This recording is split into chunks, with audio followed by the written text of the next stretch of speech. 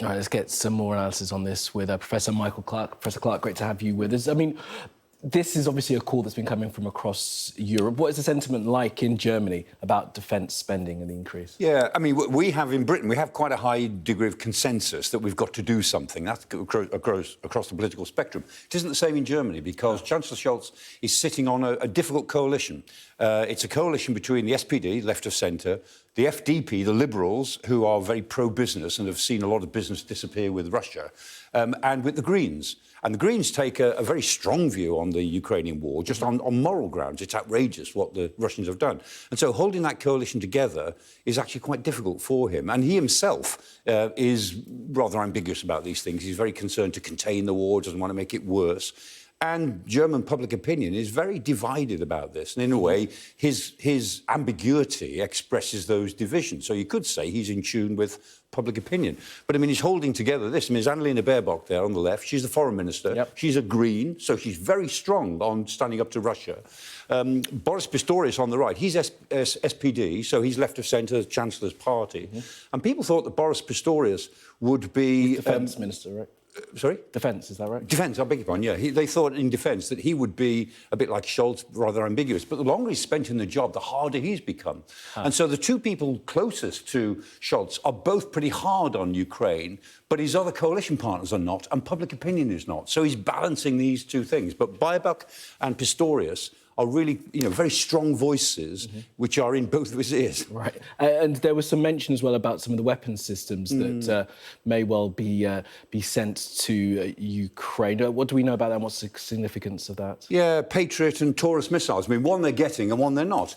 I mean, Patriot missiles are what the Ukrainians need to fend off these air attacks from Russia. Now, we believe that they've probably got 3 Patriot batteries already. I mean, it's a secret how many they've got, but we believe they've got 3. There's Patriot on the right-hand side. It's the best air defence system in the world, bar none. It's very expensive, about $1 billion a go. Wow. About 400 million for the system and 600 million for all the ammunition it fires. So these are pretty expensive things, but they'll bring down anything. And the Ukrainians are saying, look, we need at least 7 more batteries.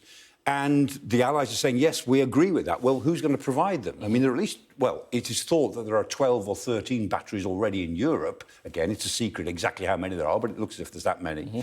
They exist in the East Asia, Japan, South Korea, Taiwan, they have them. They're in the Middle East, Saudi Arabia, the United Arab Emirates, Kuwait, Qatar has them. There's about 240 of these things in the world somewhere since they were manufactured. There's no shortage of Patriots. And the Ukrainians say, look, we need about 7, for heaven's sake. Give us 7. So the Americans are moving on that, and Germany is moving on that. I mean, one of their batteries is believed to be German already. Looks as if they're going to send a second one. Taurus is different. The Taurus missiles, this cruise missile, air-launched cruise missile, it's like Storm Shadow that Britain has provided, but Taurus is better because it's more stealthy, flies lower, and it's got a much cleverer warhead, about the same size warhead.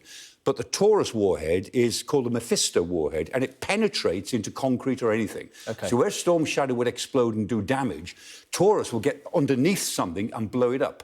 And so Taurus will be ideal for things like bridges, like the Kerch Bridge. And everyone says Taurus would make a difference. And Scholz will not supply it in case it makes a difference. Air launch, could you equip it to the jets that are flying at the moment?